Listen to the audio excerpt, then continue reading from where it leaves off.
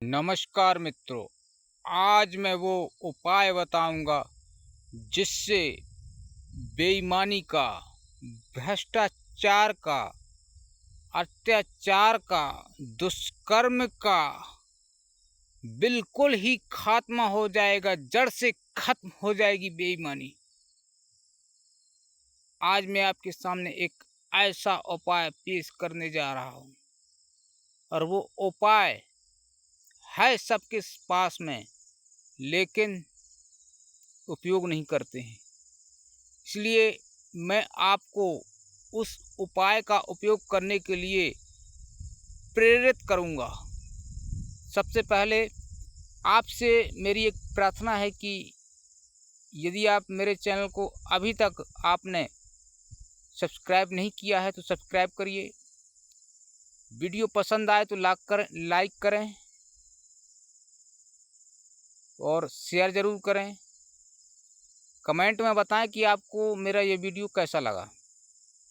तो मैं आज आपको बताने जा रहा हूं कि अत्याचार का, दुराचार का, भ्रष्टाचार का और बेईमानी से बचने का उपाय क्या है। वो उपाय है आपका मोबाइल फ़ोन। हाँ जी, मोबाइल फ़ोन से कैसे अत्याचार, भ्रष्टाचार, दुष्कर्म, दुराचार को रोका जा सकता है। तो उसका एक ही साधारण उपाय है कि आप अपने मोबाइल फ़ोन का उपयोग करिए। मतलब जैसे किसी के साथ में हमारा कोई भी कभी भी सौदा होता है तो सौदा करते समय वीडियो बनाइए। वीडियो बनाना अति आवश्यक है।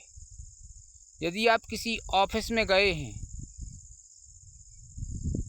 और बार बार वहां जा रहे हैं, आपका काम नहीं हो रहा है, कुछ समय के बाद 1 साल या 6 महीना के बाद आपको बोल दिया जाता है कि आपने कभी आवेदन या निवेदन ही नहीं किया है, अपील ही नहीं की है, तो आपका काम कैसे होगा। और आप कई बार आवेदन लगा चुके हैं, तो इसका एक ही उपाय है कि वीडियो बनाइए कि हम यहाँ आए थे, आवेदन लगाए थे, ऐसी बातचीत हुई थी। या किसी व्यापारी से या किसी ग्राहक से आप किसी भी प्रकार का लेन देन करते हैं तो लेन देन करते समय वीडियो बनाइए। क्या बात हो रही है, कौन कौन सी शर्तें रखी जा रही हैं, उन सब का वीडियो बनाइए।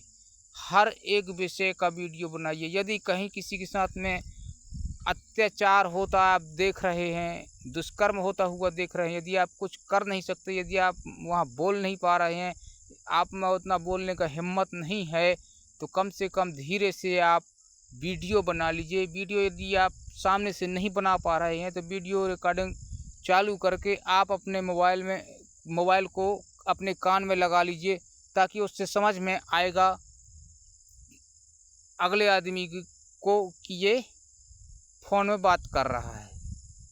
उसे पता ही नहीं चलेगा और उसका वीडियो बन जाएगा। और उस वीडियो के ज़रिए जिस मनुष्य के साथ में कोई दुष्कर्म, अत्याचार हो रहा है, उसे वह वीडियो के ज़रिए आप न्याय दिलवा सकते हैं। तो देश को यदि सुधारना है तो कुछ तो करना पड़ेगा। नहीं, देश पहले गुलाम था, दोबारा फिर से गुलाम हो जाएगा या नहीं होगा, दोबारा फिर कभी देश गुलाम नहीं होगा, इसकी कौन गारंटी ले सकता है। दोबारा फिर देश गुलाम हो जाएगा और उससे भी कहीं ज़्यादा दर्दनाक हो सकता है, ये ज़्यादा खतरनाक हो सकता है ये गुलामी भविष्य की। क्योंकि पहले देश मुगलों का गुलाम था, उसके बाद अंग्रेज़ों का गुलाम था, लेकिन अब यदि ध्यान नहीं दिया जाएगा तो जो लोग देश में ही बसे हुए हैं, जिनके साथ में हम रह रहे हैं, जिनके साथ में हम बाजार कर रहे हैं, उन्हीं के गुलाम हो जाएंगे। क्योंकि भ्रष्टाचारियों की आज कमी नहीं है, और जितने भी भ्रष्टाचारी हैं, ये भ्रष्टाचारी दुनिया को अपना गुलाम बनाना चाहते हैं, हर एक मनुष्य को अपना सेवादार बनाना चाहते हैं। भ्रष्टाचारियों, दुष्कर्मियों का यह एक सिद्धांत है कि हमारा हर एक मनुष्य गुलाम हो। हम किसी भी मनुष्य का किसी भी प्रकार से उपयोग कर सकते हैं, जैसा हम चाहें उसका उपयोग हम वैसा कर लें। ये अत्याचारियों की, भ्रष्टाचारियों की ये एक मनोदशा होती है। देश में मुगल आए थे, मुगलों से भारत को कोई दिक्कत नहीं थी। यदि वो एक मनुष्य की तरह रहते, प्रेम से रहते, ईमानदारी की रोटी खाते, दुष्कर्म न करते, अच्छे कर्म करते, भारतीयों के साथ में घुल मिल जाते, तो भारत को उससे कोई नुकसान नहीं था। लेकिन उन्होंने अत्याचार, दुष्कर्मों की सारी सीमाएं पार कर दी। इसीलिए मुगलों का भारत में होना भारत का एक दुर्भाग्य सिद्ध हुआ। वैसे ही अंग्रेजों ने भारत पे कब्जा किया और भारत के लोगों को अपना गुलाम बनाया।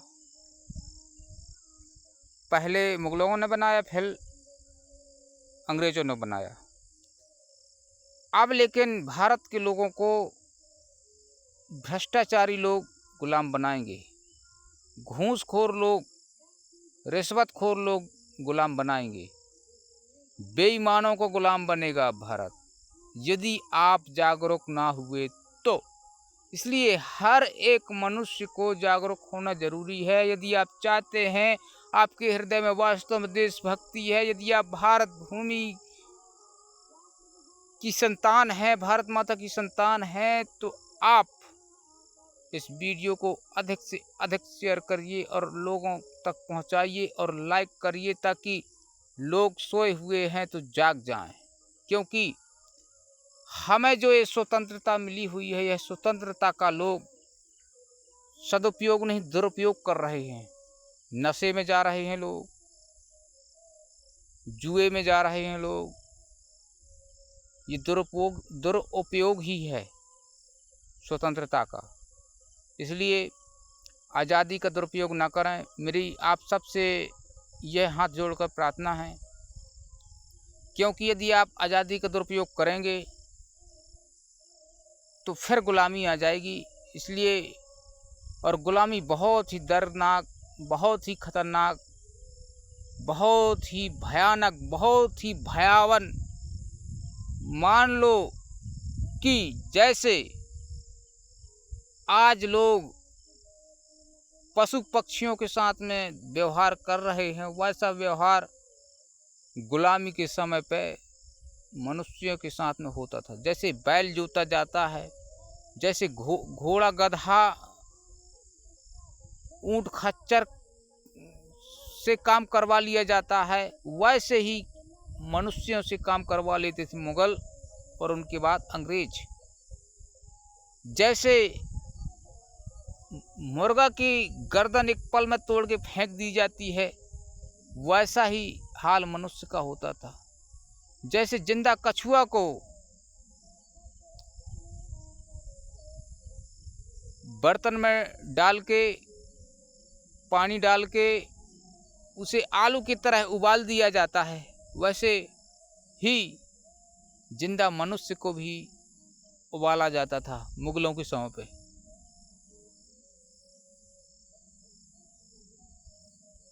बहुत ही भयानक दशा थी वो।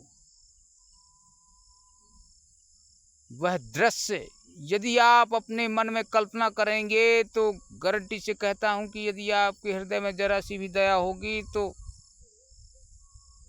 मन विचलित हो जाएगा। आँखों में आंसू तक आ सकते हैं।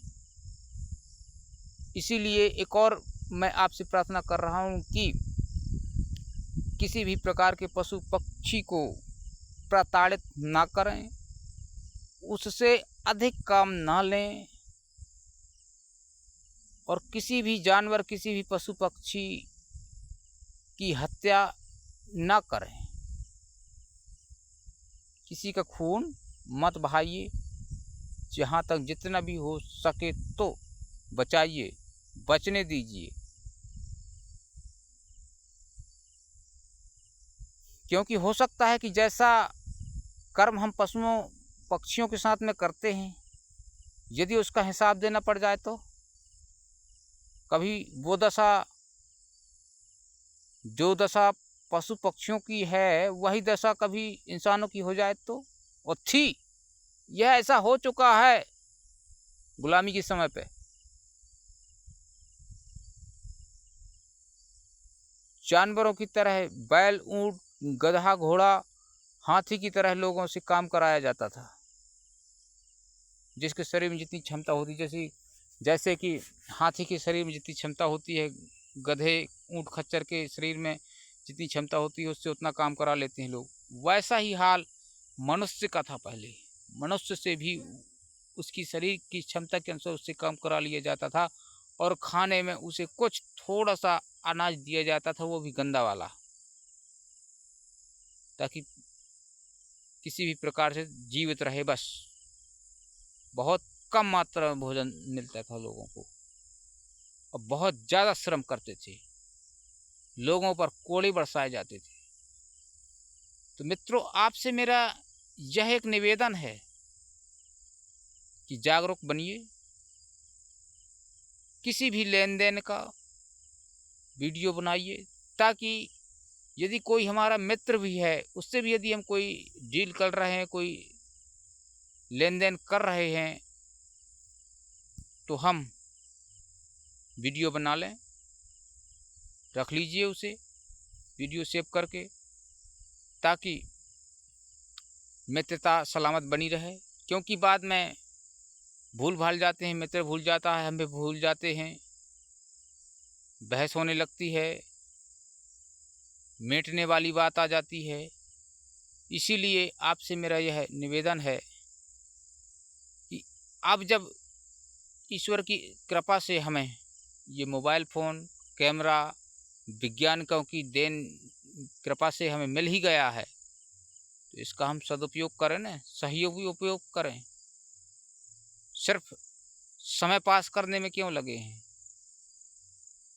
सिर्फ कॉमेडी देख के ही हा क्यों कर रहे हैं? कुछ अच्छा भी करिए। सिर्फ डांस क्या देखना, कुछ अच्छा भी देखिए, कुछ अच्छा कर्म भी करिए। मरना तो है ही सबको एक दिन, लेकिन कुछ अच्छा करके मरें, ताकि अस्तित्व बना रहे मनुष्यता का। नहीं तो मिट जाना है, क्या बचेगा? कोई इतिहास पढ़ने वाला तक नहीं रह जाएगा फिर तो। एक बार फिर मैं आपसे प्रार्थना करूंगा कि यदि आपने मेरे चैनल को सब्सक्राइब नहीं किया है तो सब्सक्राइब करिए। वीडियो यदि अभी तक आपने लाइक नहीं किया है तो लाइक करें। कमेंट करके ज़रूर बताएं कि आपको मेरा ये वीडियो कैसा लगा, और शेयर करें, ताकि अधिक से अधिक लोगों तक ये बात पहुँचे और लोग जागरूक हों और मोबाइल फ़ोन का सही इस्तेमाल कर पाएँ लोग। क्योंकि मोबाइल तो सबके हाथ में है, लेकिन मोबाइल का सही उपयोग कौन करता है? बहुत कम लोग करते हैं। और वीडियो बनाना इसलिए ज़रूरी है क्योंकि लोग मजदूरी करने जाते हैं, काम करने जाते हैं, कुछ पैसा उनको मिल पाता है, कुछ पैसा नहीं मिल पाता है, या कह दिया जाता है कि बाद में मिलेगा, बाद में कह दिया जाता है कि इतना ही बचा था, इतना मांग रहे हो, तुम ज़्यादा मांग रहे हो, बचा तो इतना है। ऐसा हुआ है, मैंने खुद देखा है कई बार। कई लोग पैसा ही नहीं देते हैं काम करा के, बिल्कुल नहीं देते हैं। इसलिए हर एक बात की वीडियो बनाना आरंभ कीजिए। मेरा तो यहाँ तक मान्यता है कि सरकार से निवेदन करके पुलिस स्टेशन थाने तक में वीडियो बनाने की परमिशन मांगी। जब आम आदमी जाए थाने तो वहाँ रिपोर्ट लिखवाने जब जाते हैं लोग, आम लोग, तो अक्सर उनकी बताई हुई बातों को बहला फुसला दिया जाता है।